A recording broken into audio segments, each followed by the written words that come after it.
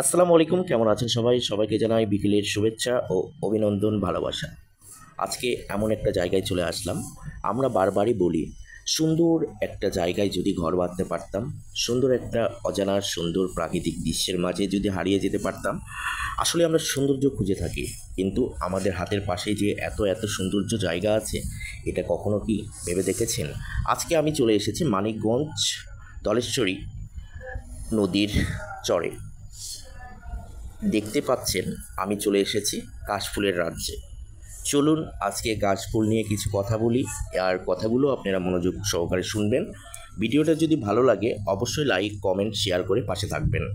হয়তোবা আমি প্রফেশনাল কোনো কন্টেন্ট ক্রিয়েটর নয়, শখের বশতে ভিডিও বানাই আর ভিডিওগুলো পোস্ট করি, আপনাদের দেখার সুযোগ করে দিই। তো চলুন আজকে কাশফুল ব্যাপারে কিছু শুনুন। মনে হয় হারিয়ে যায় স্বপ্নের দেশে, এমনই এক জায়গায় এসেছি, মানিকগঞ্জের ধলেশ্বরী নদীর সিঙ্গার ব্রিজের পাশে এক বালুর চরে। এখানে এসে দেখি হাজারো ভ্রমণপিয়াসী মানুষের উল্লাস।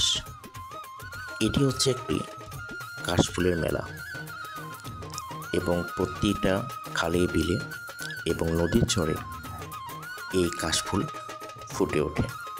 কাশফুল দিয়ে মানুষের অনেক উপকারের আগে স্থানীয় কৃষকেরা সবসময় বলে গেছে কাশের পাতা এবং ফুলের ডাঁটা জ্বালানি হিসেবে ব্যবহার করা হয়।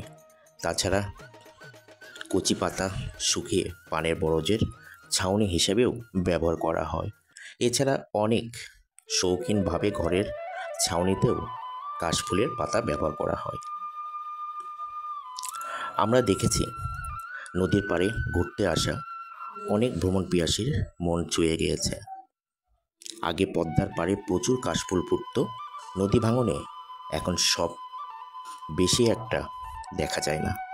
নদীর পাড়ে খুব একটা দেখা গেলেও অনেক বড় চরে কাশফুলের বিভিন্ন ঝাড় দেখা যায়। খুব ভালো লাগে কাশফুল প্রকৃতিতে নিয়ে আসে শরৎকালের মৃদু হাসি।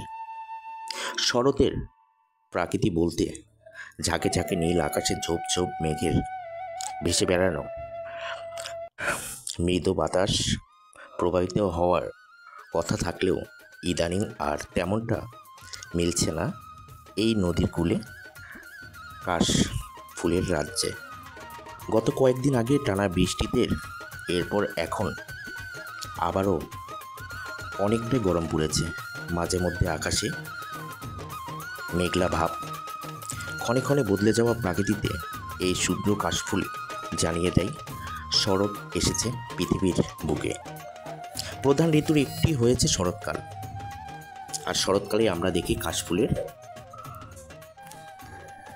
রাজ্যে এসে সুন্দর দৃষ্টিনন্দনভাবে উপভোগ করতে পারি।